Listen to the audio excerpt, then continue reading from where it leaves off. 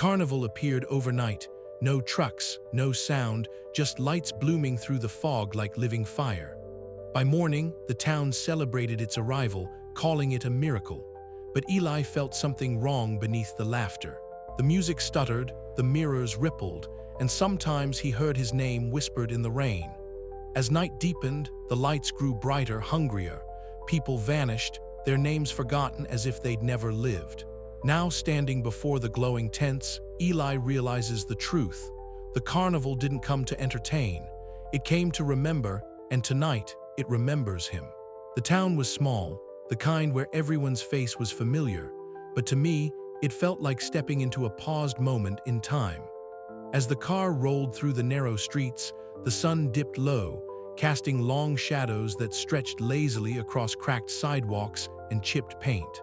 My mother kept her eyes on the road, her hands tight on the steering wheel, her jaw clenched in a way that told me she was holding back more than just nerves. I stared out the window, searching for the place we were to call home, but something else caught my eye, a glow from the outskirts, a flicker of lights too bright and too constant to be anything but a carnival. It was strange, that carnival. It wasn't like the traveling shows I'd heard about at school, the ones that packed up and left by dawn. This one seemed rooted like a bad seed in the edge of town, its tents and rides standing stubbornly against the encroaching dusk. The laughter and music spilled out beyond the gates, swirling through the air with an odd mix of charm and menace. Crowds drifted in like moths to a flame, their faces lit with anticipation and delight. But I could see beneath the glimmer, a shadow lurking just beyond the funhouse mirrors and spinning carousels. My mother volunteered little as we drove past. "It's just a carnival," she said softly, but her voice didn't carry the comfort it was meant to. I caught the way her eyes flicked to the glowing tents, the way her fingers tightened on the steering wheel in a silent warning. I wanted to ask her what she knew, but the words stuck in my throat. We pulled up in front of our new home, a small, weather-worn house with peeling paint and a yard overgrown with weeds. The carnival's laughter seemed to follow us, a low hum that wrapped around the house like a persistent fog. That first night, I lay awake, pressed against the thin walls, listening to the distant clamor. The lights outside never dimmed, and the laughter never ceased. It was as if the carnival was alive, breathing, and watching. The next day, I ventured closer. The carnival was already awake, its colors brighter under the sun's waning light. I saw the workers moving with a mechanical precision, their smiles fixed and eyes too bright. Mr. Grin caught my attention immediately, a man with a painted face. His grin stretched wide and permanent, a smile that didn't quite reach his eyes. He called out to the arriving crowd with a voice smooth and inviting, but there was something in his gaze that made me shiver. I wanted to look away, but my feet stayed rooted as I watched him lure people inside. I wandered the edges of the carnival, noting tiny oddities. A game rigged so no one won, a carousel horse's eyes that seemed to follow me, the faint smell of something metallic and sour beneath the sugary scent of cotton candy. No one else seemed to notice, or if they did, they didn't care. The townsfolk welcomed the carnival like a familiar friend, but to me, it felt like a cage. That night, the laughter returned, echoing through the empty streets and into my dreams. I dreamed of twisted mirrors, of faces melting into shadows, of hands reaching out from the funhouse walls. I woke gasping, my heart pounding. The carnival was no ordinary place. It was something else, something hungry, patient, and eternal. As I lay there, the question burned in my mind, why does this carnival never leave? What secret did it hide behind its laughter and lights? I knew then that I couldn't turn away, not if I wanted to find the truth, and maybe, just maybe, find a way to escape its grasp. But even as the dawn crept in through the curtains, bathing the room in cold light, the carnival's glow never faded. It waited, watching, laughing beneath the surface of the town's quiet facade. And so did I. The sun dipped low behind the ragged rooftops of the small town as Eli and his mother approached the carnival. Even from a distance, the carnival's lights spilled a kaleidoscope of colors into the twilight, casting a surreal glow that seemed both inviting and unnerving. Eli's footsteps slowed as he caught sight of the towering Ferris wheel, its blinking bulbs pulsing like a heartbeat against the darkening sky. But unlike any fair he'd ever known, this carnival didn't look ready to pack up and move on. It was permanent, a fixture etched into the edge of town like a stubborn scar. "Come on, Eli," his mother said softly, tugging at his sleeve. "Let's just have a quick look. It might be fun." Eli nodded, but his eyes stayed fixed on the carnival's entrance arch, a grotesque archway shaped like a laughing clown's mouth, its painted teeth chipped and yellowed. The laughter spilling from beyond was loud and constant, but to Eli, it sounded hollow, stretched thin like a worn-out tape loop. He swallowed his unease and stepped beneath the arch. The air inside was thick, with the mingling scents of popcorn, cotton candy, and something else, something metallic and sour that made Eli wrinkle his nose. Lights blinked erratically from every direction, and the distant music box melody warped strangely, as if the carnival itself breathed in uneven rhythms. From the shadows near the carousel, a figure emerged. Tall and slender, with a grin so wide it seemed carved from porcelain, the man's painted smile stretched impossibly across his face. He wore a tattered suit that shimmered faintly under the carnival lights, and his eyes gleamed with a predatory glint. "Welcome, welcome," the man said, his voice smooth as velvet but with a sharp edge that made Eli's skin prickle. "I'm Mr. Grin at your service, here to make your dreams come true or your nightmares too. What'll it be, young traveler?" Eli hesitated, studying the man's face. The smile didn't reach his eyes. "I'm just looking around," Eli replied cautiously. "Oh, but looking is the first step to seeing, and seeing, well, that's a whole different game," Mr. Grin said, stepping closer. "Careful what you wish for here. Things aren't always as they appear." Before Eli could respond, a voice drifted to them from a nearby tent. It was soft but carried an unmistakable weight, cutting through the carnival's raucous noise like a whisper in a storm. "Beware the laughter that hides the hunger." Eli turned toward the tent, curiosity flickering inside him. Inside, he found a small, dim space wrapped in faded velvet curtains that smelled faintly of incense and dust. At a small round table sat a woman with sharp eyes that seemed to see through the thickest fog. Her dark hair was hidden beneath a scarf, and beads tinkled faintly as she moved. "I'm Leela," she said, her voice low and cryptic, "a teller of fortunes, though some fortunes are better left untold. You've come seeking answers, haven't you, Eli?" Eli blinked, startled she knew his name. "How do you know?" Leela smiled faintly, her eyes reflecting the flickering candlelight. "This carnival binds itself to those who notice. It watches, waits. What you see, what you hear, it's all part of its grand illusion. But illusions can crack, and cracks reveal truths best not spoken aloud." "What truth?" Eli pressed, leaning closer despite a growing chill. "The carnival feeds on more than your coins. It feeds on laughter, yes, but beneath that laughter is hunger, a hunger that swallows more than just moments of joy." Eli's heart pounded. "Are you saying it's dangerous?" Leela's gaze darkened. "Dangerous, it's eternal. It never leaves because it cannot. It's cursed to feed, and in feeding it traps souls. Beware the smile that stretches too wide, the laughter that never ceases." Eli swallowed hard, the noise of the carnival suddenly feeling too loud, too manic. He stepped back, the candlelight flickering violently as if in warning.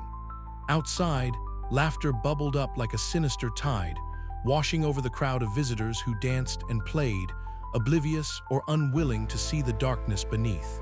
Eli's eyes scanned the faces, some joyful, many distracted, a few with flickers of unease. Mr. Grin reappeared, his smile broader, eyes narrowing. "Enjoying the show? Remember, every smile has a cost." Eli's chest tightened. The carnival was no ordinary fair, and the warnings hidden beneath its bright facade were growing harder to ignore. As he moved away, the shadows seemed to lengthen, reaching for him with silent fingers.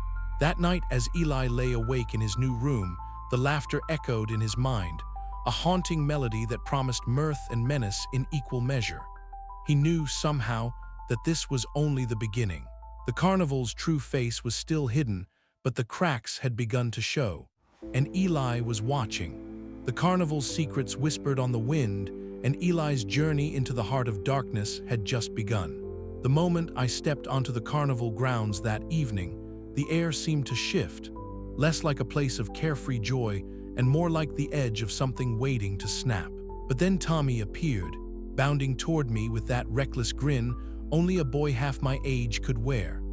I first saw him near the rickety wooden bridge that arched over a murky pond, the carnival lights splintering across the water's surface like fractured glass.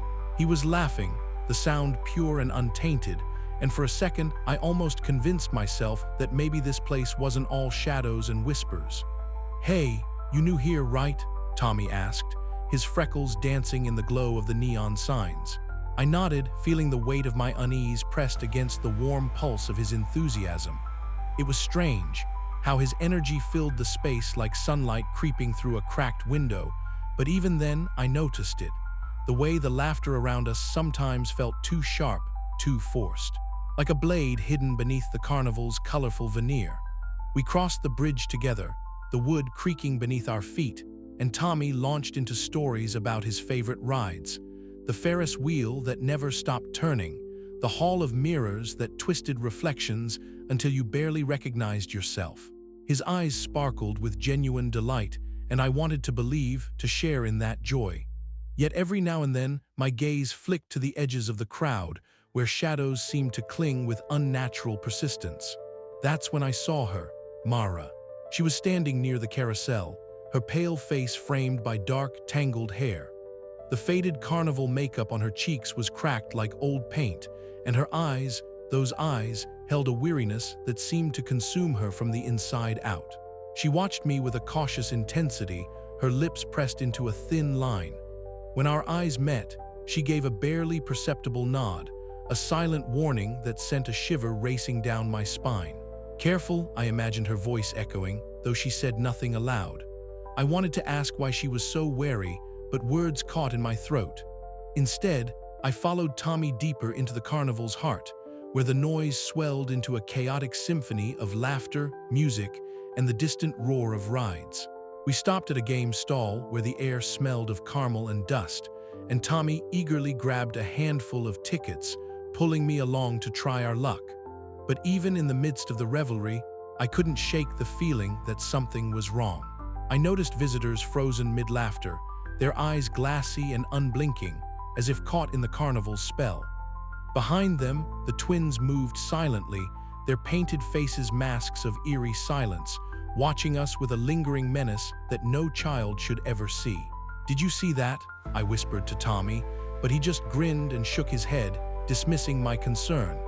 It was as if the carnival fed on more than just coins and thrills. It fed on attention, on fear, on something deeper and darker. And I was beginning to understand that Tommy, with all his innocence, was walking right into the jaws of that hunger. Later, as the night deepened and the crowds thinned, Mara approached me quietly. Her voice was barely above a whisper, rough and cracked like old parchment. "You're not like the others," she said. "You see what they don't. Be careful, Eli. This carnival, it's alive in ways you can't imagine." Her words settled over me like a cold fog, chilling but also strangely comforting. For the first time since arriving, I felt I wasn't alone in this place of twisted lights and hidden shadows. But the friendship with Tommy complicated everything. He was my tether to normalcy, the reminder that laughter could still be real. Yet with every smile, every shared secret, the carnival's hunger grew sharper in my mind. I knew I had to protect him, even if it meant dragging him into the darkness I was only beginning to see. That night, as the carnival's distorted music played on, I stood at the edge of the shadows, caught between the desire for friendship and the rising tide of dread. Mara's warning echoed in my ears, mingling with the distant, hollow laughter that seemed to promise no escape. And I realized that beneath the carnival lights, nothing was as it seemed, especially the smiles around me. The game was just beginning, and I wasn't sure if I was ready to play. The carnival's pulse was relentless, a heartbeat that throbbed beneath the surface of every calliope tune and every flash of neon. Tommy dragged me from ride to ride, his energy infectious, his laughter a brief reprieve from the gnawing suspicion that clung to my skin. We rode the tilt-a-whirl until the world blurred into a dizzy whirl of color and sound, and for a time, I forgot the shadows lurking just beyond the glow. But the shadows never truly left. At the Hall of Mirrors, the reflections twisted and morphed, showing not only our distorted images, but fleeting glimpses of faces I didn't recognize. Faces frozen in silent screams, eyes pleading for escape. I blinked and they vanished, leaving only my own wide-eyed reflection staring back. Tommy laughed, oblivious. "Cool, huh?" he said. A chill crawled up my spine. I wanted to tell him, to warn him, but the words stuck like thorns in my throat.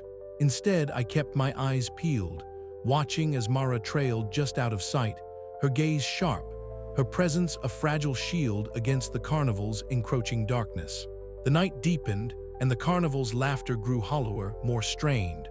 I caught glimpses of the visitors, some smiling too wide, some moving too stiffly, others caught in moments of eerie stillness, their eyes glassy and vacant. The twins appeared and disappeared like phantoms, their silent presence a constant reminder that we were never truly alone. By the time we reached the edge of the grounds, the first hints of dawn were brushing the sky with pale light. Tommy yawned, tired but still smiling, unaware of the growing storm beneath the carnival's bright facade. "Same time tomorrow?" he asked eagerly. I hesitated. Could I protect him? Could I unravel the carnival's terrible secret before it was too late? Mara's warning echoed in my mind, and I knew the night had only just begun to reveal its true horrors. The carnival was watching, and it was hungry. The night crept over the town like a slow, suffocating fog, and Eli found himself once again drawn toward the carnival's glowing perimeter. The air was thick with the scent of caramelized sugar, popcorn, and something else, something metallic and faintly coppery that tugged at the back of his throat. The laughter floated on the breeze, light and carefree to the casual ear, but to Eli, it rang hollow and strange, like a laugh with no soul behind it. He wandered the edge of the carnival grounds, his eyes scanning the vibrant chaos of spinning rides and flashing lights.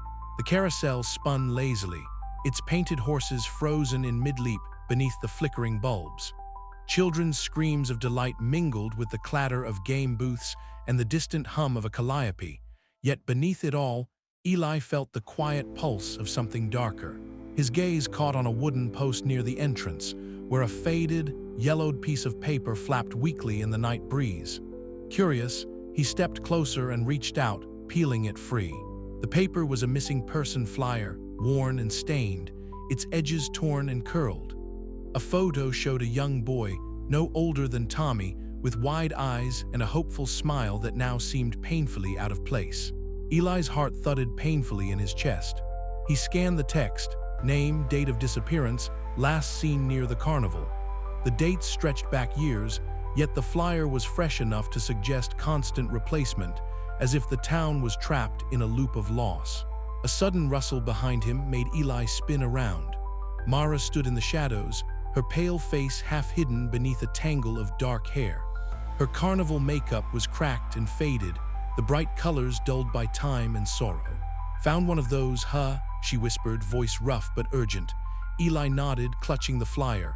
"How many are there? How many have disappeared?" Mara's eyes flickered with pain. "Too many. The carnival, it doesn't want money. It feeds on more than that. Souls, maybe, life itself. You don't want to get too close."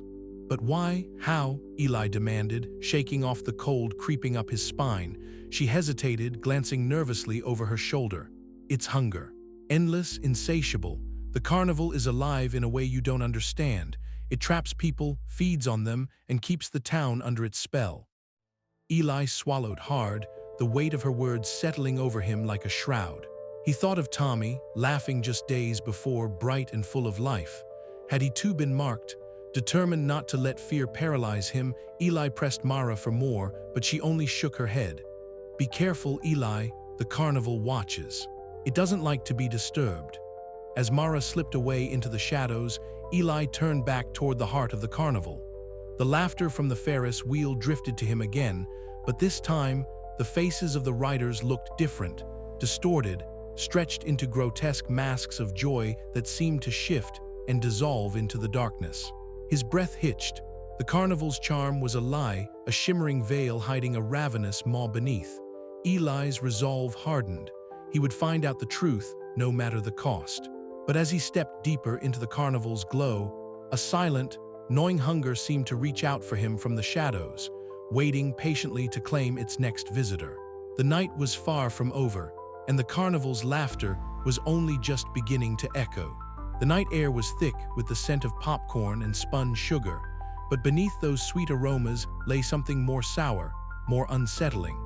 Eli's footsteps crunched on the gravel as he approached the funhouse, its gaudy facade flickering with neon lights that buzzed and hummed with a strange, dissonant energy. The entrance was framed by a pair of grotesque clown faces, their painted smiles cracked and peeling, eyes that seemed to watch with a hunger that made Eli's skin crawl. He hesitated a moment, heart hammering against his ribs, but the pull of the carnival's secrets was too strong. With a deep breath, he stepped inside. The world shifted immediately. The cacophony of laughter and music faded into a hollow silence, swallowed by the warped glass and mirrors that lined the narrow corridors. Eli's reflection warped and stretched, his face twisting into nightmarish shapes that morphed with every step he took. One mirror showed him as a gaunt, hollow-eyed specter. Another reflected a monstrous grin that stretched impossibly wide. Each image seemed to mock him, to warn him. A cold shiver traced his spine as he pressed forward. At the entrance stood the twins. They were statuesque and silent, dressed in identical faded clown costumes that hung loosely from their slender frames. Their faces were painted white with red smiles and blue diamonds beneath their eyes, but the paint was cracked and chipped, revealing pale skin beneath. Their eyes, glassy and unblinking, locked onto Eli as if they could see straight through him.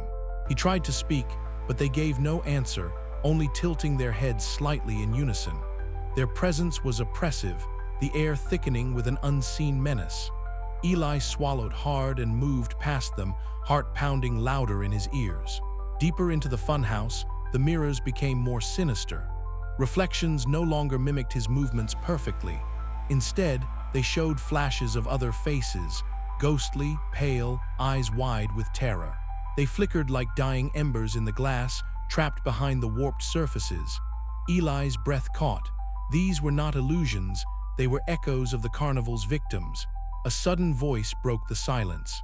"You see it now," Mara said, stepping out from the shadows. Her pale face was streaked with faded makeup, the bright reds and blues dulled to ghostly hues. Her dark hair hung in loose strands around her face, and her eyes held a mixture of weariness and warning. Eli turned sharply. "How long have you been here?" he asked, voice low. Mara's lips pressed into a thin line. "Longer than I care to remember. This place, it's a prison and a predator. It feeds on those who come, trapping their souls in reflections and shadows." "Why are you telling me this?" Eli asked, suspicion and hope warring inside him. "Because I don't want you to become one of them," she replied, stepping closer. "But you have to be careful. The carnival doesn't forgive curiosity." Eli swallowed the lump in his throat, the weight of her words settling heavy on his chest. Around them, the mirrors pulsed faintly, as if alive. The laughter outside was a distant echo, a twisted lullaby masking a monstrous hunger. He glanced back at the twins, who remained perfectly still, their eyes unblinking. The carnival's charm was a thin veil over something ancient and malevolent. "I'm going to find out the truth," Eli said quietly, determination hardening his voice. Mara gave a sad nod, her eyes flickering with a mix of fear and reluctant hope. "Then you'll need to trust no one but yourself and me." Together, they turned deeper into the funhouse's labyrinth, shadows lengthening and the mirrors whispering secrets Eli was only beginning to understand. The carnival's laughter was a mask, and beneath it was a hunger that would not be sated. As Eli stepped forward, the distorted reflections flickered, showing not just faces but scenes, moments of joy twisted into horror, laughter turning to screams. The carnival's true face was hidden behind illusions, but Eli was beginning to see through the veil, and the twins watched, silent sentinels of a nightmare that never ended. The funhouse door creaked behind him, sealing the outside world away. Eli knew that once he ventured further, there was no turning back. The carnival's secrets were alive, and they were hungry. His journey into the heart of darkness had only just begun. The corridors stretched endlessly, mirrors on every side reflecting fractured images. Eli's footsteps echoed hollowly, the distorted shapes around him shifting with each passing second. His reflection fractured into 1,000 shards, each one a glimpse into a nightmare he couldn't yet fully grasp. He stopped before a particularly warped mirror, where a woman's face appeared behind his own reflection. Her eyes were wide with terror, lips parted in a silent scream. The face flickered, replaced by another, an elderly man, his expression one of despair. Eli's chest tightened. These were the Carnival's prisoners, trapped between worlds, their souls caught in the gleaming glass. A faint shuffle behind him made Eli whirl around. Mara was standing there, her expression grim. "You shouldn't linger here," she said softly. "They watch you." "Who?" Eli asked, heart racing. "The Carnival's guardians," she replied. "Like the twins, they are bound to protect the secret, to keep the hunger fed." The twins appeared suddenly in the next corridor, their silent presence a chilling reminder of the stakes. Eli felt the weight of their gaze, cold and unyielding. "We need to move," Mara urged. "There's more you have to see and understand." Together, they ventured deeper, the Carnival's twisted heart beating all around them, laughter a distant echo swallowed by shadows and mirrors. The Carnival was alive, hungry, and watching. Eli's fight had only just begun. The tent was darker than Eli had expected when Mara led him inside, the air thick, with a lingering scent of old popcorn and something metallic, almost like rust or dried blood. A single lantern hung from a fraying rope, its flame flickering weakly, casting long, quivering shadows against the faded canvas walls. Mara's face, pale and framed by dark hair streaked with grime, looked almost ghostly in the dim light. Her carnival makeup was cracked and peeling, the once vibrant colors dulled and smeared as though she had been crying beneath the paint. "You need to understand," Mara whispered, her voice hoarse and trembling. "This carnival, it's not just a place. It's alive, it feeds." Eli's heart thudded painfully in his chest.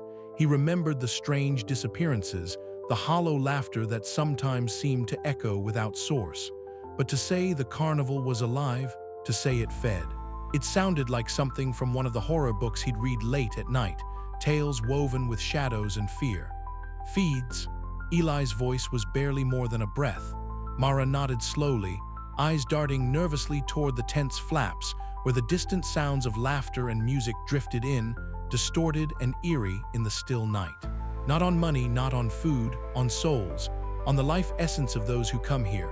That's why the carnival never leaves. It's trapped, and in turn, it traps everyone else. The room seemed to grow colder, the fragile flame of the lantern wavering as a sudden gust slipped through the seams of the tent. Eli swallowed hard, fighting a wave of nausea. He wanted to reject this story, to tell Mara she was wrong, that it was all just a terrible nightmare born of loneliness and fear. But the look in her eyes, the weight of years trapped in this place, made skepticism a luxury he could no longer afford. "How?" Eli asked, voice cracking. "How does it do that?" Mara took a shuddering breath. "Through the laughter, the lights, the games, they're all illusions, bait. The carnival draws you in, makes you forget yourself. Each ride, each prize, every laugh is a thread tightening around your soul. Slowly, you lose bits of yourself until there's nothing left but a hollow shell." Outside, the carnival's music swelled suddenly, a warped calliope tune that seemed to echo from everywhere and nowhere.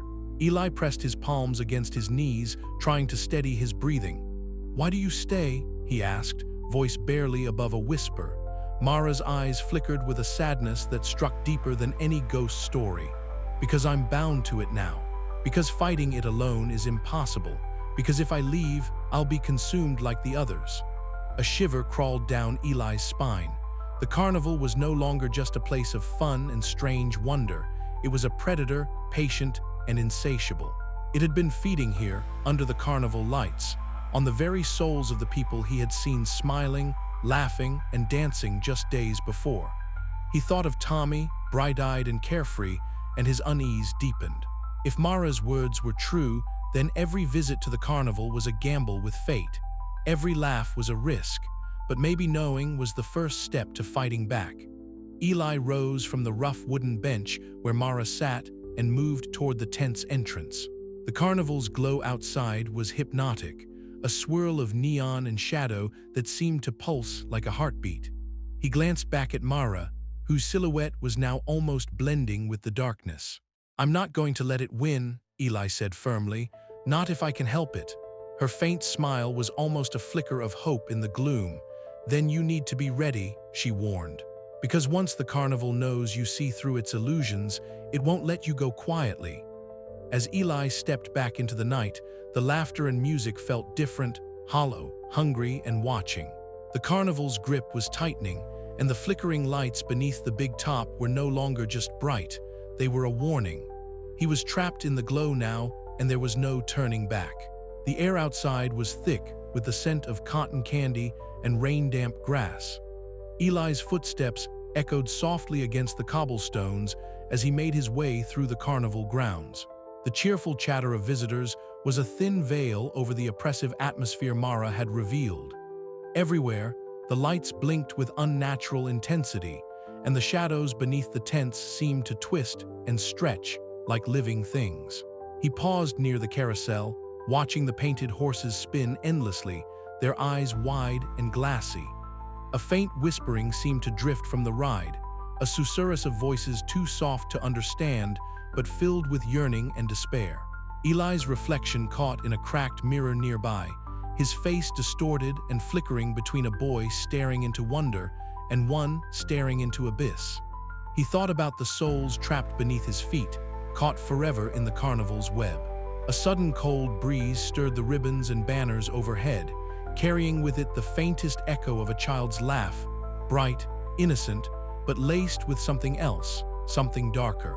He shivered and pressed forward, the carnival's pulse thudding in his chest like a second heartbeat. The hunger was real, the carnival was hungry, and it was watching him. Eli met Mara again by the edge of the Ferris wheel, its towering silhouette looming against the night sky. The wheel's lights blinked sporadically, casting fractured patterns over her pale face. "How do we fight something like this?" Eli asked, voice low and urgent. Mara hesitated, then said, "By not letting it forget we're here. By holding on to who we are, no matter what it shows us." Her hand brushed his arm, a moment of fragile solidarity in the heart of the nightmare. Together, they stood beneath the carnival lights, caught between illusion and truth, hunger and hope. The carnival's glow was brighter than ever, but Eli's resolve burned fiercer still. The night was far from over, and the carnival's hunger had only just begun to show its teeth. The sterile corridor of the orphanage hummed with the low, incessant drone of air circulation and distant mechanical whirs. Elara stood silently by the observation window, her sharp, reflective eyes tracing the movements of the glass children within the ward. They moved with a fragile grace, their translucent limbs catching the cold fluorescent light, casting fractured reflections on the polished floor. The air was thin with a clinical chill, and in that moment, Elara felt the weight of the orphanage's demands pressing down on her. Across the room, caretaker Dane paced steadily. His posture was rigid, his movements precise and unyielding, like the clockwork mechanisms embedded deep within the orphanage's design. He called the children to order with a flat voice, his words void of warmth or hesitation. "Line up for the daily maintenance inspection," he instructed, his tone more command than request. The glass children obeyed, their bodies shimmering softly as they moved into formation. There was a mechanical rhythm to their obedience, a quiet surrender to the protocols that dictated their existence. Elara's gaze softened as she watched Lumen step hesitantly to the front, his faintly glowing heart pulsing beneath the fragile surface. She knelt beside him, careful not to startle the delicate child. Her breath misted the glass as she whispered, "You're safe here, Lumen. I won't let anything happen to you." Nearby, Dane's eyes flickered toward Elara, unreadable and cold. "Caretaker Elara," he said sharply, "your leniency endangers the order we must maintain. The children require discipline, not indulgence." Elara met his gaze steadily, her voice firm but gentle. "They're not machines, Dane. They feel even if their bodies are fragile. We owe them more than just rules." Before Dane could respond, the heavy metallic clatter of boots echoed down the hall. Security lead Royce appeared, his imposing figure casting a long shadow. Clad in dark tactical gear, his cold eyes swept the ward with a calculating scrutiny. The glass children recoiled subtly, their delicate forms trembling with apprehension. Royce's voice was low and uncompromising as he addressed the caretakers. "Director Voss has ordered heightened security measures. No deviations from protocol will be tolerated." Ilara's heart clenched. The orphanage's walls seemed to tighten around her, the sterile coldness seeping into her bones. She glanced at Lumen, whose faint pulses beat steadily beneath his fragile ribs. "We must protect them," she whispered, more to herself than anyone else. Later, in the dim light of a small break room, Ilara found herself alone with Dane. The tension between them was palpable, a quiet storm brewing beneath polite facades. "Your compassion blinds you," Dane said quietly but firmly. "The children's fragility is a liability. Strict adherence to rules is the only way to ensure their survival." Ilara shook her head, frustration lacing her voice. "Survival without dignity is no life at all. They deserve more than to be caged by fear and control." Dane's expression hardened. "You risk everything with your softness. Remember, Director Voss's orders are clear." Ilara's eyes darkened with resolve. "Then I'll find a way to protect them, even if I have to stand against the entire orphanage." The clash of philosophies hung in the air, a fragile balance teetering on the edge of fracture. Outside, Royce's patrol continued relentlessly, a grim reminder of the forces arrayed against Ilara's tender guardianship. As the day faded, Ilara returned to the ward, her fingers brushing lightly over Lumen's cool glass arm. The child's faint pulse echoed in her mind, a beacon of hope amid the encroaching shadows. She understood now more than ever that beneath the surface of this cold, clinical world, a storm was gathering, one that would test the limits of fragility, resilience, and the very meaning of life itself. The chapter closed with Ilara's whispered vow lingering in the stale air. "I will protect you, no matter the cost." The orphanage slept uneasily, but for Ilara, the night was alive with the quiet promise of resistance and the haunting question of what it truly meant to be human in a world built on glass. A grim reminder, the night air hung heavy with a silence that seemed unnatural, as if the carnival itself was holding its breath. Mara led me away from the bustling laughter and bright lights, her hand cold in mine, as we slipped through a narrow gap between two faded tents. The scent of popcorn and sugar faded behind us, replaced by the dank, musty smell of earth and old wood. Shadows clung to the walls of the passageway, stretching and twisting like dark fingers reaching for us. I stumbled once, nearly losing my footing on the uneven ground, but Mara's steady grip kept me anchored. Her eyes, dark and weary beneath the cracked remnants of once vibrant carnival makeup, flickered with a strange mixture of fear and determination. She didn't speak much, but the silence between us was heavy with unspoken truths. At last, the passage opened into a cavernous chamber dimly lit by a faint, flickering glow. My breath caught in my throat as I took in the sight before me. Hundreds of small orbs floated suspended in the air like fragile bubbles, each one containing a flickering light that pulsed gently within. As I drew closer, the lights resolved into ghostly shapes, faces frozen in expressions of terror, sorrow, and confusion. "These are the souls," Mara whispered, her voice trembling, "trapped here beneath the carnival, caught in the endless hunger that feeds this place." The chamber's walls seemed to ripple with an otherworldly light, casting twisted shadows that danced and writhed around us. The muffled laughter of the carnival above was a distant echo, cold and cruel, a mockery of the joy that once drew so many to this cursed place. I felt a cold knot tighten in my stomach. The carnival wasn't just a place of fun and games, it was a trap, a parasite feeding off the life essence of its visitors, and those trapped souls were proof of its insatiable hunger. Mara's gaze met mine, haunted yet resolute. "I was once like you," she said softly, "a visitor who never left. Now I'm bound to this place, forced to serve its will, caught between hope and despair. There's no escaping it, at least not alone." Her words sank deep into me, the weight of her fate pressing down on my chest. But beneath the fear, something fierce stirred, a determination I hadn't known I possessed. If the carnival fed on souls, then I would find a way to starve it. I couldn't let this cycle continue, not while there was still a flicker of hope left. The air grew colder, the shadows deeper, as we stood among the silent, flickering prisoners. I squeezed Mara's hand, feeling the tremble in her fingers. "We have to fight," I said, voice steady despite the fear gnawing at my insides. "We have to end this." A distant sound, a faint, twisted melody carried on the wind, reminded me of the carnival's relentless hunger. But in that moment, surrounded by the trapped souls and Mara's quiet strength, I knew I wasn't alone. Whatever horrors awaited us above, I would face them. For the lost, for the trapped, and for myself. As we turned to leave the chamber, the flickering lights seemed to pulse brighter for a moment, as if acknowledging a spark of defiance in the darkness. The carnival's secrets had been unveiled, and the battle for freedom was only just beginning.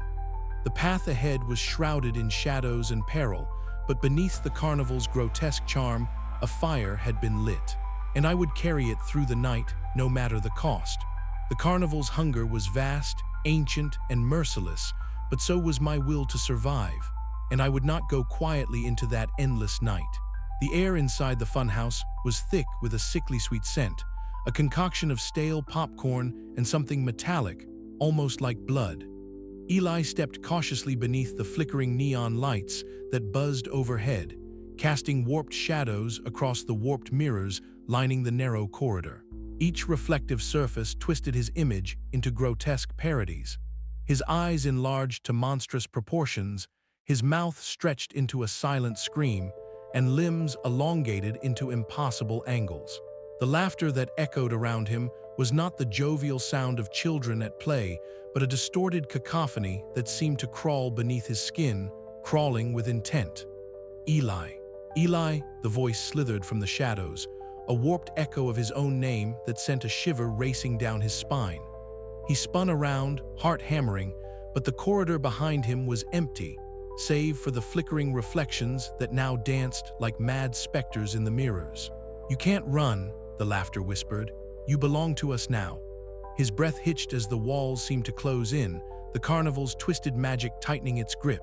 Suddenly, the floor beneath him gave way, or so it felt, and he found himself stumbling into a tent shrouded in darkness, save for the faint glow of lanterns that threw long, quivering shadows across the canvas walls. Figures coalesced within the dim light, shapes he recognized, or thought he recognized. Faces of lost townsfolk, their eyes hollow, mouths twisted in expressions of silent agony. They reached out with ghostly hands, their whispers a chorus of accusation and despair. "Why did you come?" one voice mourned. "Why do you look for truth where only lies reside?" Eli clenched his fists, fighting the urge to flee as the shadows pressed closer. Doubt surged like a tempest inside him. Was this real, or another cruel trick? He felt himself wavering on the edge of madness when a sudden movement caught his eye.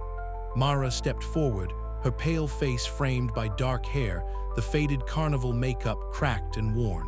Her eyes held a flicker of warning and something else, urgency.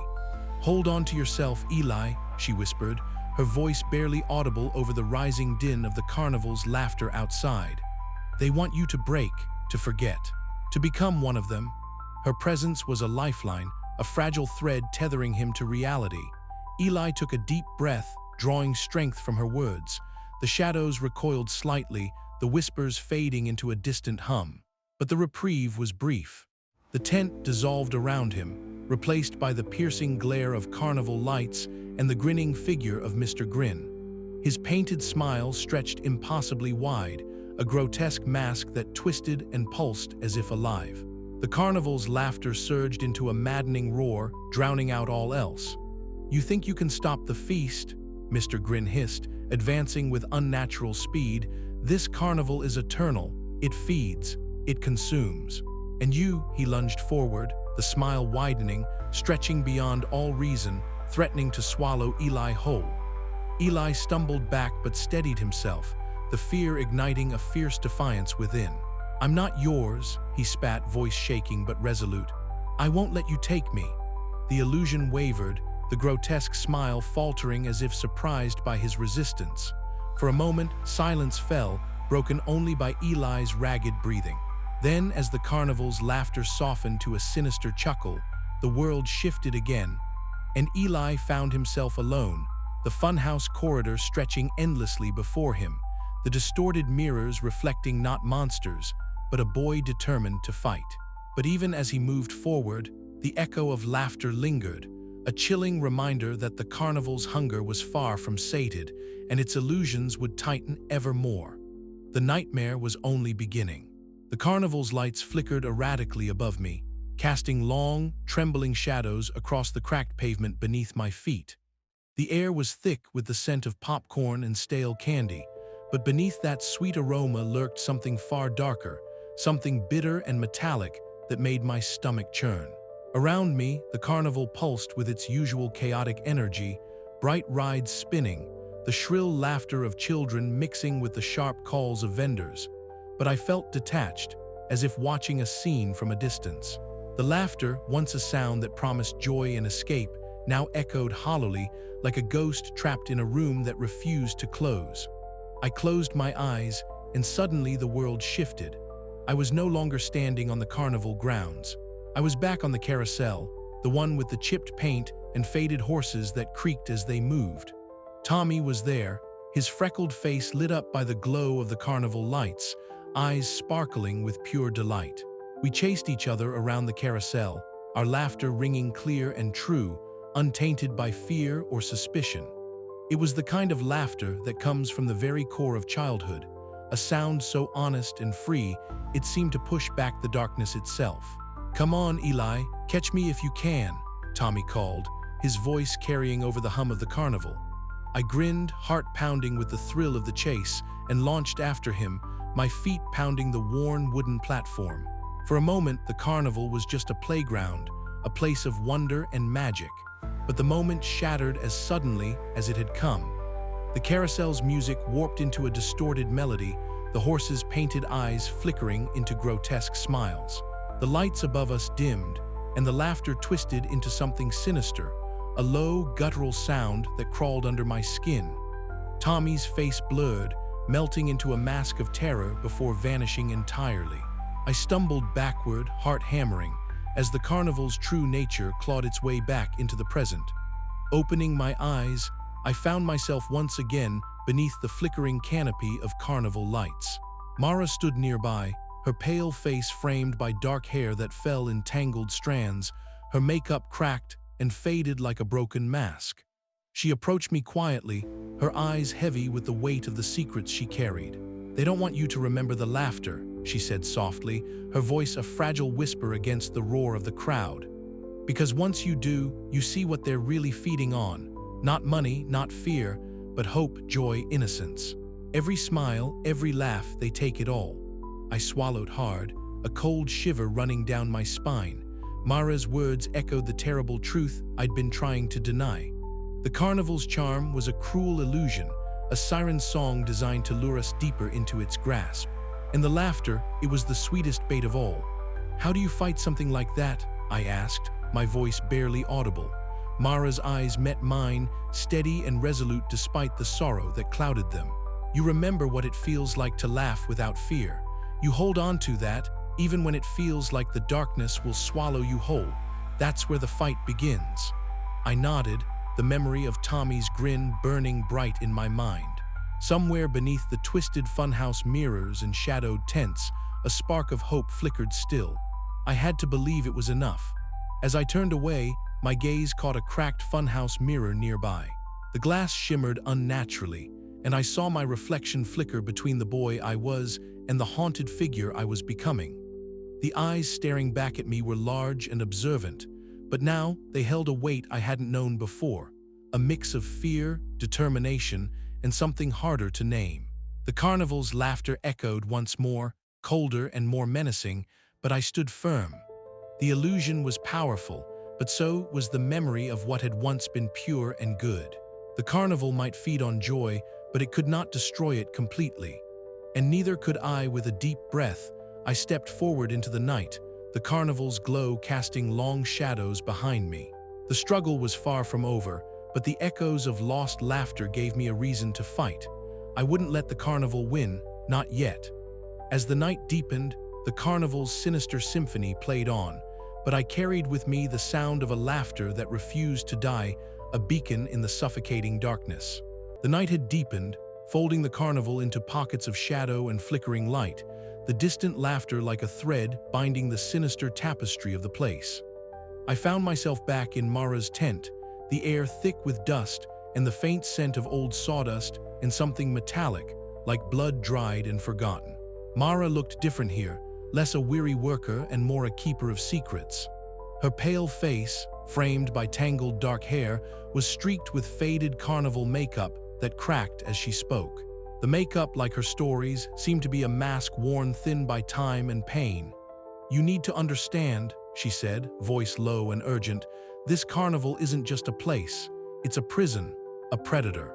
It's fed on us all, on those who came before you, on those who still wander the grounds, lost between laughter and silence." I swallowed hard, the weight of her words settling in my chest like a stone. We sat close, the dim tent light trembling in the draft, casting jagged shadows that danced like ghosts on the canvas walls. Mara's eyes held mine, fierce and pleading. "The carnival's curse is ancient," she continued, "older than this town, older than any of us. It binds the souls it consumes, trapping them in a cycle of endless hunger. Each ride, each game, every laugh, it's all a thread in a web that holds us tight." I thought of the missing people, the vanished faces that haunted my dreams. The carnival's laughter had always felt wrong, like a peeling mask hiding something hungry and cruel. Now, with Mara's words, it was no longer a feeling but a dreadful truth. "How do you fight something like that?" I asked, voice barely above a whisper. Mara hesitated, then reached beneath a worn crate, pulling out a bundle of tattered papers and a faded map.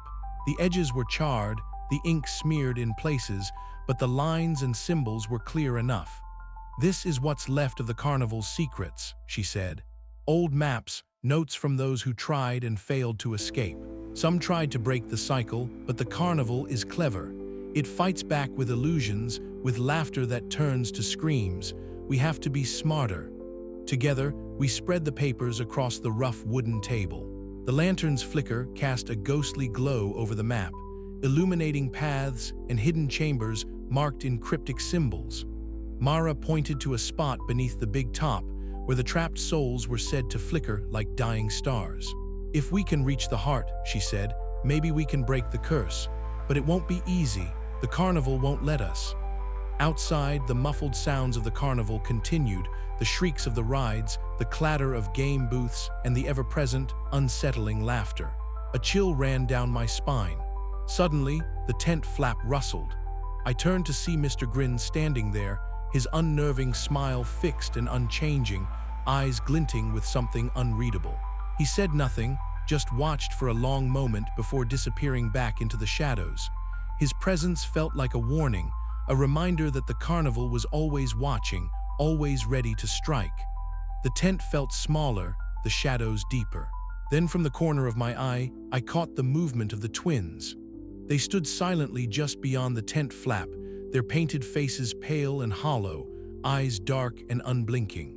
They never spoke, but their gaze was a heavy weight, a silent promise of the danger that awaited. I clenched my fists, the fear inside me twisting into something harder, determination. Mara's presence was a lifeline, her trust a fragile spark in the overwhelming darkness. Together, we would face the carnival's hunger. Together, we might just stand a chance. "We start at midnight," Mara whispered, "when the carnival's illusions are strongest, but its control is stretched thin. We'll need every ounce of courage." I nodded, the weight of the coming battle settling over me. The carnival's laughter echoed like a curse on the breeze, but beneath it, beneath the lights and illusions, I was beginning to see the truth, and I wasn't going to let it consume me. As the first tendrils of night deepened, I felt the fragile line between hope and despair blur, the carnival's dark heart beating just beyond the veil. But this time, I wasn't alone. Mara's trust was a beacon in the dark, and together, We would fight to shatter the endless cycle of hunger. The carnival was watching, waiting, and I was ready. The night stretched on, thick with unspoken threats and whispered plans, as the carnival's grotesque glow pulsed like a heartbeat. And somewhere beneath it all, the trapped souls flickered, waiting for a chance to be free. I took a deep breath, steadying myself for what was to come. The battle ahead was more than just for me. It was for everyone the carnival had swallowed into its endless night.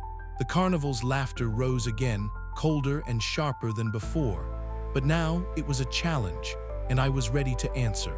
The evening pressed down on the town like a thick, suffocating blanket, the bruised purple sky folding into itself as dusk bled into night. Eli stood at the edge of his backyard, eyes locked on the flickering lights that crowned the carnival sprawled ominously at the horizon. The carnival's glow was no longer just a beacon of twisted wonder. It pulsed with a hungry rhythm, like a heartbeat out of sync with the world around it.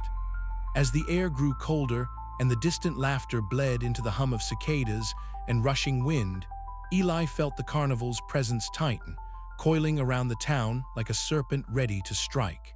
Every shadow seemed deeper, every whisper of the breeze carried a warning. He could feel the hunger, an insatiable, gnawing void that had been growing since his first arrival. It was as if the carnival itself breathed, its appetite swelling toward a crescendo designed to consume everything in its path. Turning away from the window, Eli's gaze fell on the empty kitchen where his mother sat slumped over the table. The harsh light overhead flickered weakly, casting uneven shadows across her tired face. Her eyes, once warm, now held a weary hardness, the kind that comes from endless work and silent surrender. "Mom," Eli began, his voice barely above a whisper, "you have to believe me. The carnival, it's not just a show. It's dangerous. People are disappearing." She looked up, eyes narrowing with a tired skepticism that stung more than anger. "Eli, you're imagining things. It's just a carnival. Everyone's here for fun. You need to stop scaring yourself." Her dismissal felt like a physical blow. Eli swallowed hard, frustration bubbling beneath his skin. The gulf between them widened with every word she spoke, a chasm carved by disbelief and fear. He felt more alone than ever, an island against a rising tide. Later, as night draped itself fully over the town, Eli slipped out the back door toward the carnival's looming silhouette. The streets were deserted, save for the occasional flicker of movement behind curtained windows. He moved with purpose, his heartbeat thundering in his ears as if echoing the carnival's own frantic pulse.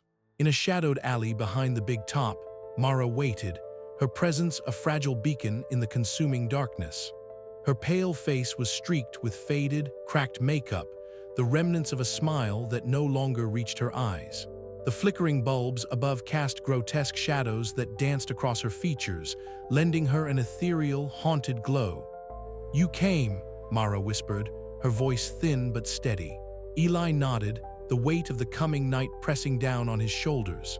"The carnival grows restless," she said, glancing over her shoulder as if expecting the shadows to devour her whole. "The hunger, you'll feel it tonight more than ever. It's not just the rides or the games anymore. It's alive. It's waiting." A cold shiver traced Eli's spine. "What can I do? Survive, fight. Don't let it swallow your mind. It feeds on fear, on doubt. You have to hold on to who you are, or it'll tear you apart from the inside." The carnival's laughter echoed suddenly, warped and hollow, crawling along the alley walls like a living thing. Eli's eyes darted toward the source, catching the silhouette of Mr. Grin standing just beyond the flickering light, his grin impossibly wide and sharp. "Good evening, Eli," Mr. Grin purred, voice smooth as silk but dripping with menace. "The night is young and the carnival hungers. Will you play?" Eli swallowed hard, the metallic taste of fear rising in his mouth. He forced his legs to move forward, heart pounding with the knowledge that the gathering storm was about to break. The carnival's peak night loomed close, and with it, a confrontation that would test every ounce of his courage. As he stepped into the carnival's tangled maze of light and shadow, Eli's thoughts flickered back to his mother, the distance between them, a chasm he feared might never close. But there was no turning back now. The carnival's hunger was no longer just a whispered threat. It was a roaring flame, and he was standing in its path. Above, the rides groaned under invisible weight, the lights pulsing erratically like the heartbeat of some monstrous beast. The scent of burnt sugar and rust filled the air, mingling with something darker, something that made Eli's skin crawl. He clenched his fists, the taste of determination bitter and sharp. This night would change everything. The carnival's shadow stretched long and cold, but Eli was ready to face it, alone if he had to. The gathering storm was here, and the battle for his soul had begun. The moment the heavy velvet curtain snapped shut behind me, the world I thought I knew shattered into 1,000 fractured reflections. The carnival's laughter, once a distant hum beneath the glowing lights, surged into a deafening roar, twisting and warping, until it felt like a living thing, a beast clawing at the edges of my sanity. I stumbled forward, heart pounding, into a labyrinth of mirrors that stretched endlessly in every direction. At first, I thought they simply reflected my own image, a thin, pale boy with dark, tangled hair and wide eyes filled with fear. But as I moved, the reflections shifted and warped, revealing versions of myself that I barely recognized. There were eyes gouged hollow and mouths twisted into silent screams, hands clawing at the glass as if desperate to escape the prison of their own making. "You don't belong here," one whispered, voice like the hiss of dry leaves. "You're not strong enough, you'll break." Panic surged through me, and I pressed my palm against one of the mirrors, expecting cold glass, but my hand sank through as though it were smoke. The reflections flickered, and the maze seemed to pulse with a life of its own, the walls bending and twisting, closing in. I felt the carnival's hunger, the insatiable maw of its darkness, reaching for me with invisible fingers. Somewhere in the distance, the echo of a carnival tune played, slowed and distorted, each note dragging like a chain tightening around my chest. I tried to steady my breath, to remind myself that this was an illusion, a trick, but the shadows whispered secrets I couldn't ignore. A flicker of movement caught my eye. I turned and found myself in a tent drenched in sickly yellow light, the air thick with the smell of popcorn gone stale and something far fouler beneath. There, standing alone in the center, was a figure that shattered my heart into jagged pieces. My mother. But it wasn't really her. The carnival had twisted her into a cruel imitation. Her eyes were empty wells of accusation, her lips trembling as she spoke words sharp as knives. "You brought this on us," she said, voice cracking like dry wood. "This nightmare is your fault." I reached out, desperate to touch her, to tell her it wasn't true. But she vanished with a scream that echoed through the tent, a sound that seemed to rip the air itself. I sank to my knees, tears blurring my vision. The loneliness was suffocating. From the darkness, the carnival's laughter returned, no longer a friendly jest, but a cacophony of mocking voices that swirled around me, pressing against my skin, invading my mind. I forced myself up and moved, desperate to escape the suffocating tent, but the funhouse's warped corridors twisted endlessly, shadows stretching and curling like living things. Hands reached out from the darkness, long and thin, grasping at my jacket and hair, their touch cold and clammy. I fought to keep moving, but the shadows whispered terrible things, that I was already lost, that the carnival would claim me like all the others. Then, through the haze of fear, a familiar shape emerged, Mara. But even she was not herself. Her face was pale and cracked, carnival makeup smeared like a fading mask. Her eyes held a warning that chilled me deeper than the cold. "Eli," she said, voice barely a whisper, "if you give in, you become part of it. Forever trapped, feeding its hunger, you have to fight." Her words sparked a flicker of hope within me, fragile but alive. Clutching the last threads of my sanity, I nodded, steeling myself against the onslaught of illusions. The carnival's grip was tightening, but I would not surrender, not yet. I took a deep breath and stepped forward, determined to find the core of this nightmare and shatter it before it consumed me whole. The carnival's laughter followed, twisted and cruel, but beneath it, I swore I heard a faint echo of something else. My own voice, steady and unbroken, rising against the darkness. The battle was far from over, but in this moment of desperation, I found a sliver of strength. And sometimes, that was enough to keep fighting. The mirrors around me seemed to pulse with a sinister life, reflections multiplying and distorting with every step I took deeper into the carnival's heart. Each face that flickered back was a mocking caricature of my fears, a boy broken, abandoned, consumed. The air was thick with the scent of burning sugar and rust, a sickening sweetness that clung to my skin and filled my lungs. The voices whispered lies, doubts, memories twisted beyond recognition. They called me coward, fool, betrayer. They showed me visions of Tommy's smiling face slowly fading into nothing, of Mara's cracked smile dissolving into shadow. I wanted to scream, to run, but the carnival's maze held me fast, a spider's web of illusions and despair. And yet, somewhere beneath the weight of terror, a stubborn flame of defiance burned. I clung to it like a lifeline, repeating the truths I knew, that I was not alone, that the carnival was a lie, and that I could find my way out. It was a nightmare without end, but nightmares, I told myself, could be faced, could be broken. And so I pressed on, step by trembling step, into the darkness where the carnival's hunger waited, eager to swallow me whole. The laughter around me grew louder, more frenzied, as if the carnival itself was feeding off my fear. The ground beneath my feet seemed to ripple like water, and the air shimmered with heat and cold at once. I stumbled, catching myself on a warped mirror that reflected not my face but 1,000 screaming eyes.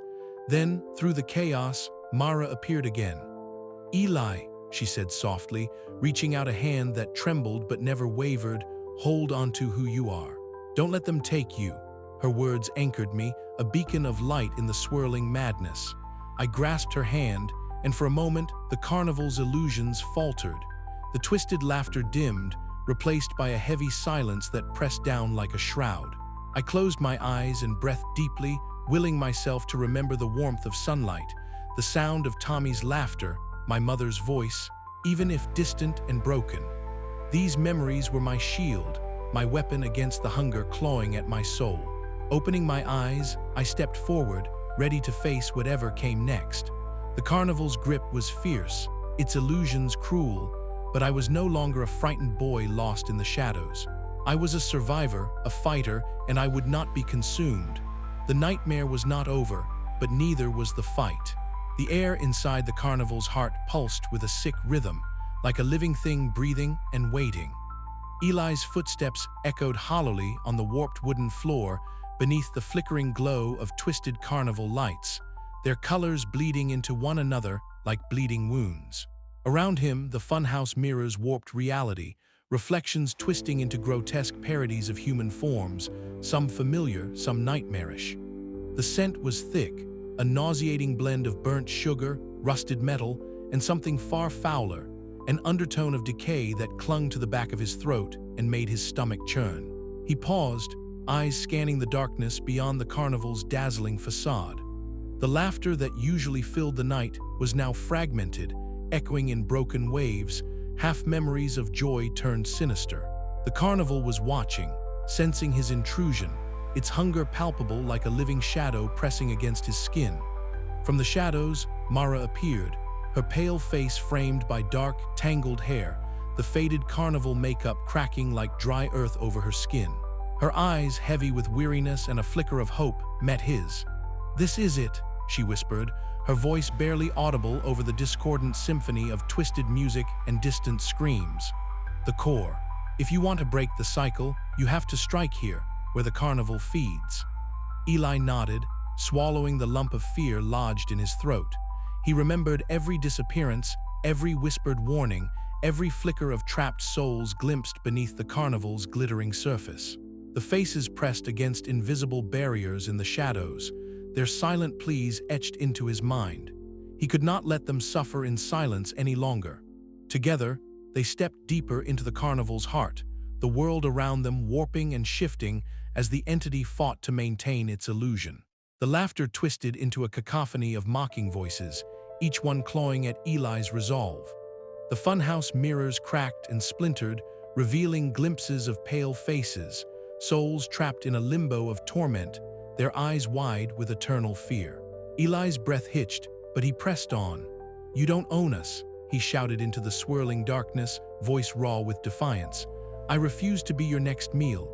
A violent surge of light and shadow erupted, momentarily shattering the carnival's grotesque facade. The ground trembled beneath their feet, and the cacophony stilled to an uneasy silence. For a heartbeat, the trapped souls seemed to pulse with renewed life, some faces softening as if freed from chains. But the hunger remained, an ancient, insatiable force lurking just beyond the fractured veil. The carnival was wounded, but far from defeated. Eli's heart pounded in his chest, adrenaline and fear mingling into a fierce determination. "This isn't over," Mara whispered, her voice trembling but resolute. "The carnival will come back, it always does." He nodded, knowing the truth in her words. The battle had been joined, but the war stretched on, a relentless cycle of consumption and resistance. Yet beneath the carnival lights, amidst the fractured illusions and creeping shadows, Eli found a spark of hope. A reminder that even in the darkest places, courage could kindle a flame strong enough to challenge the night. And as the carnival's laughter faded into a haunting whisper, Eli vowed to keep fighting, to break the cycle or be consumed trying. The night was far from over, and beneath the carnival lights, a war for souls had only just begun.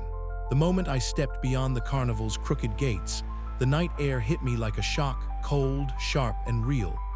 Behind me, the carnival's din, its laughter, the shrill calls of barkers, the creak of rusting rides, faded like a bad dream retreating into the shadows. Yet the bright, unsettling glow of its lights still lingered in the sky, a bruise of color bleeding into the darkness above the town. I didn't dare look back for long, but in the distance, the grotesque silhouette of the carousel and the towering Ferris wheel loomed, eternal and mocking. My legs carried me down cracked sidewalks, past shuttered shops and empty streets where the neon signs buzzed weakly, casting fractured light that danced across my weary face in a cracked shop window. I caught my reflection. Dark circles under my eyes, my unruly hair sticking up in places, my expression tight with exhaustion and something deeper, an ache that no sleep could soothe. The carnival had let me go, but it hadn't released its grip on my mind. Every shadow seemed to twist with the memory of its laughter, every breeze whispered secrets I couldn't unhear. I stopped beneath a flickering street lamp, the buzzing bulb sputtering like a heartbeat, struggling to hold on. The silence was thick, oppressive. It made the carnival's absence feel almost as heavy as its presence. In the stillness, a faint rustle caught my attention. I turned sharply and saw Mara standing at the edge of the street, just beyond the reach of the lamplight.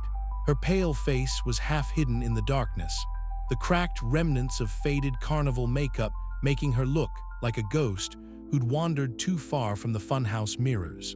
Her eyes met mine, filled with a sorrow I'd never seen before and a silent warning. No words passed between us, only a slow, mournful shake of her head, as if to say, "You're free for now." But the carnival's hunger doesn't end here. Then she slipped back into the shadows, swallowed by the night and the carnival's unyielding grasp. I resumed walking, each step heavier than the last. The town felt different now, smaller, more fragile. It was as if the carnival's shadow stretched beyond its twisted tents and gaudy rides, seeping into the very streets, the houses, the people who still wandered blindly under its spell. I realized with a sinking chill that escaping the carnival wasn't merely a matter of crossing a threshold. It was a battle for my soul, for the soul of this town. As I walked, the echo of distorted carnival music and faint laughter followed me, carried on the night breeze like a haunting melody. It curled around my thoughts, a constant reminder that this nightmare was not over. The carnival's grotesque smile was stitched into the fabric of the town and perhaps into me. Back home, the house felt colder and emptier than before.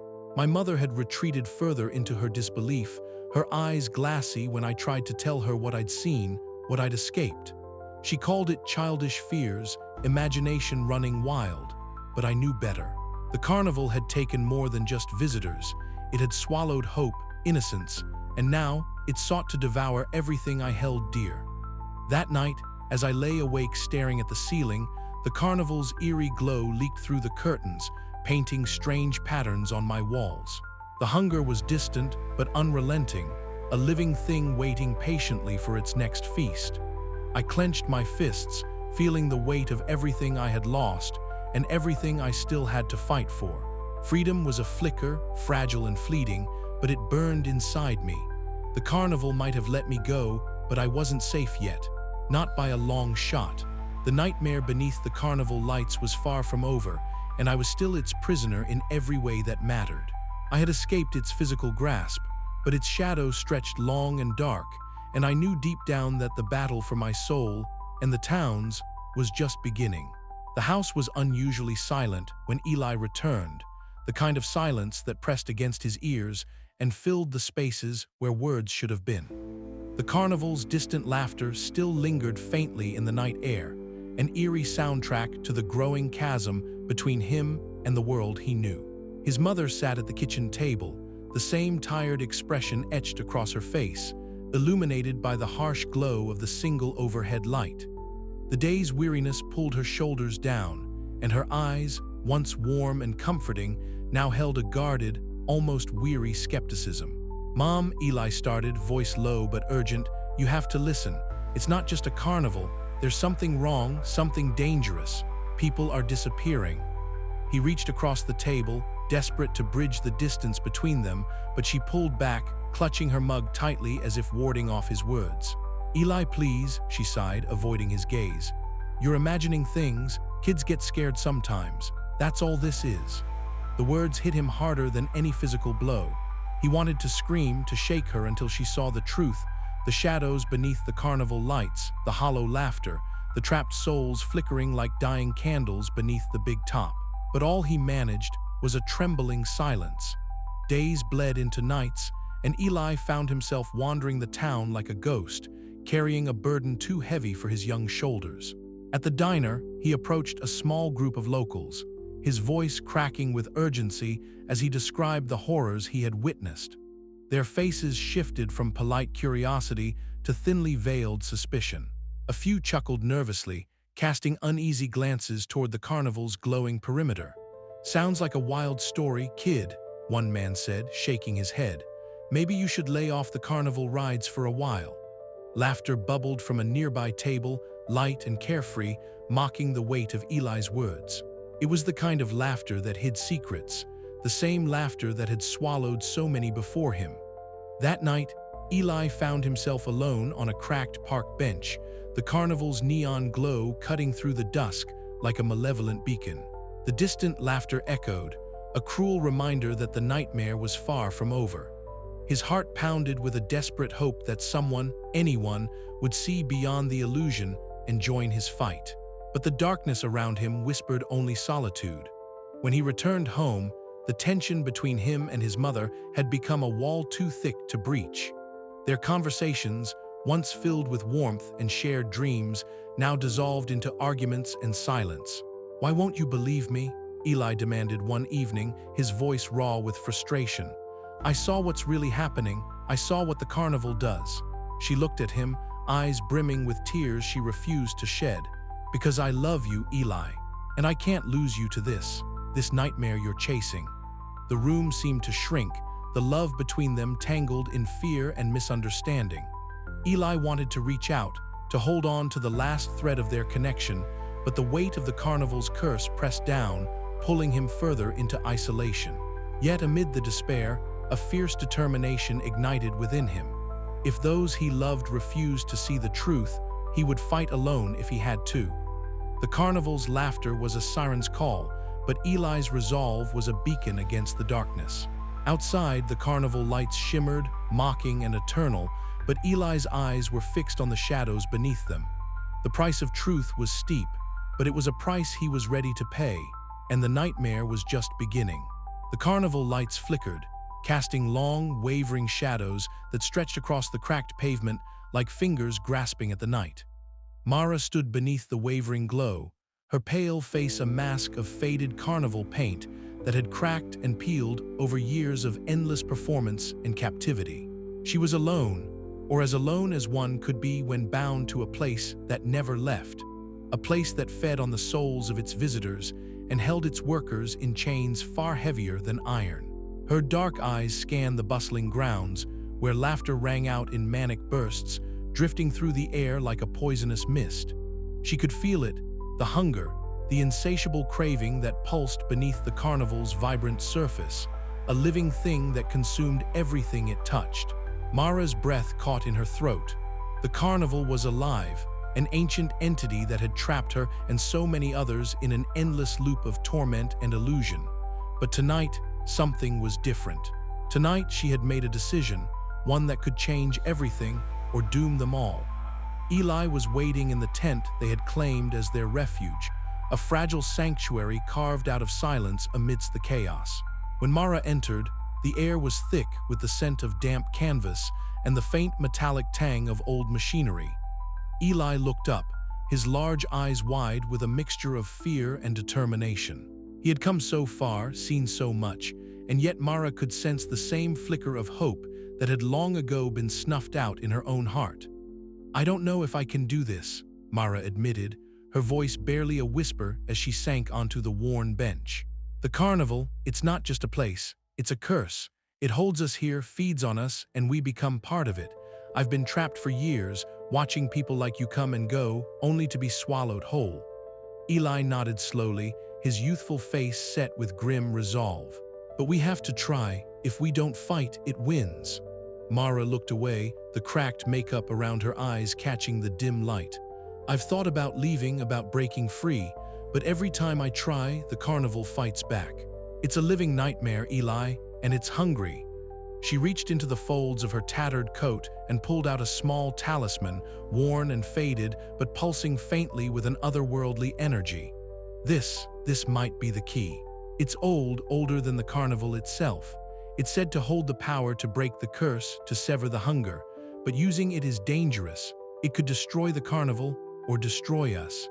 Eli's eyes locked onto the talisman, a mixture of awe and fear swirling in his gaze. "We have to try." Outside, the carnival's laughter twisted and warped, a chilling reminder of the stakes they faced. Mara's hands trembled as she clutched the talisman, the weight of years of despair and hope pressing down on her. She knew that by revealing this secret to Eli, she was putting herself in greater danger. The carnival did not tolerate betrayal, and its wrath was merciless. Yet, for the first time in what felt like an eternity, Mara felt a spark of something she thought she had lost forever: hope. Together, they devised a plan, piecing together fragments of forgotten lore, and whispered warnings gleamed from the carnival's shadows. Mara shared stories of past victims, of souls trapped like flickering candles in a storm, and of the twisted carnival workers who had surrendered to the hunger, becoming little more than shadows themselves. As the night deepened, Mara and Eli huddled beneath the swirling mist that crept in from the edges of the carnival, their breath mingling in the cold air. The alliance they forged was fragile, built on shared fear and desperate need, yet it was a lifeline in the encroaching darkness. "We can't let the carnival win," Mara said softly, her voice steady despite the turmoil inside. "Not this time." Eli nodded, gripping her hand briefly, a silent promise that he wouldn't face this nightmare alone. But as they stepped back into the carnival's pulsating heart, Mara felt the invisible chains tighten around her once more. The choice she had made was a dangerous one, and the carnival's hunger was patient, eternal, and ever watchful. The night was far from over, and the battle for their souls had only just begun. The summer air hung dense with a strange chill, the kind that prickled the skin despite the season. Eli approached the edge of the carnival grounds, where the twisted lights no longer offered warmth, but cast long, cold shadows that danced on the cracked pavement. The familiar hum of the carnival's music was back, but warped, as if played through a broken speaker that distorted every note into something sinister. Laughter, once a sound of joy, now echoed as a hollow chorus from the depths of the tents and rides, bouncing off the night sky with an unsettling cadence. Eli's heart sank. The carnival was waking. Again. He stepped closer, his breath shallow, eyes scanning the flickering bulbs tangled in the skeletal frames of rides that creaked in the motionless air. The carousel's painted horses stood still, their eyes glassy and vacant, yet somehow watching. The Ferris wheel loomed beyond, its silhouette jagged against the darkening sky, turning ever so slightly as if nudged by an unseen force. Eli swallowed the lump in his throat. The carnival's hunger was returning, and with it, the dread that had shadowed his every step since the nightmare began. A soft shuffle startled him. From the dimness between the tents emerged Mara, her pale face streaked with cracked makeup that caught the sporadic light, emphasizing the weariness etched into her features. Her dark hair hung in limp strands, and her eyes, dull yet sharp, fixed on Eli with a mixture of sorrow and urgency. "It never really leaves," she whispered, voice brittle like dry leaves rustling. "The hunger sleeps, but it wakes again, always." Eli nodded, his gaze dropping to the ground, the weight of her words settling around him like a shroud. "How do you fight something that won't die?" Mara's lips pressed into a thin line. "You don't, you survive it, for now." The distant call of a carnival barker's voice pulled their attention. Mr. Grin stepped into the light, his figure framed by flickering bulbs. His smile, wide and unnerving, stretched impossibly across his face, the edges twitching with malevolence.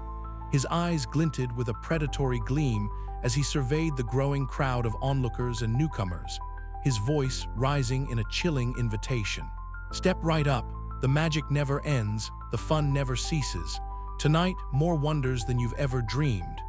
But the sparkle in the lights twisted, shadows pooling beneath his feet as the carnival music warped into discordant notes that grated against Eli's nerves. The laughter grew louder, colder. Eli's stomach churned. This was no ordinary carnival. It was a beast, a hunger that slithered beneath the surface, waiting patiently to strike again. From the periphery, the twins emerged, their painted faces gleaming with an eerie symmetry, smiles frozen in unsettling grins. They moved without sound, eyes locked on Eli, their silent presence a chilling reminder that the carnival's gaze was never far. Their mirrored expressions reflected the cold lights, a silent warning. Eli felt the familiar pull of despair but clenched his fists. The carnival's cycle was relentless, but so was his will. He could see the pattern now. The hunger would rise, claim its victims, and then recede only to return again. The town was caught in its grasp, a perpetual prisoner of the carnival's grotesque appetite. He turned to Mara. "We have to tell them. Everyone has to know." She shook her head, a shadow crossing her face. "They won't listen, not yet, not until it's too late." Eli's gaze swept the restless crowd, the unsuspecting faces glowing in the carnival light, oblivious to the nightmare lurking beneath their laughter.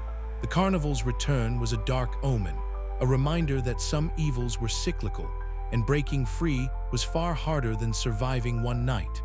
As the carnival's laughter echoed like a cold wind through the restless night, Eli stood firm, a flicker of defiance burning in his chest. The fight was far from over. The hunger would return, but so would he. And maybe, just maybe, next time, he could find a way to end the cycle. But for now, beneath the carnival lights, the nightmare was awakening once again. The carnival had never looked more alive, yet never more dead. As I wandered the midway that night, an unsettling stillness hung beneath the surface hum of laughter and music. The lights, usually dazzling and bright, flickered like a dying star, casting long, jittery shadows that danced across the cracked pavement. Each step I took felt heavier, as if the very ground beneath me was soaked in a thick, invisible tar that tried to pull me down into the carnival's insatiable maw.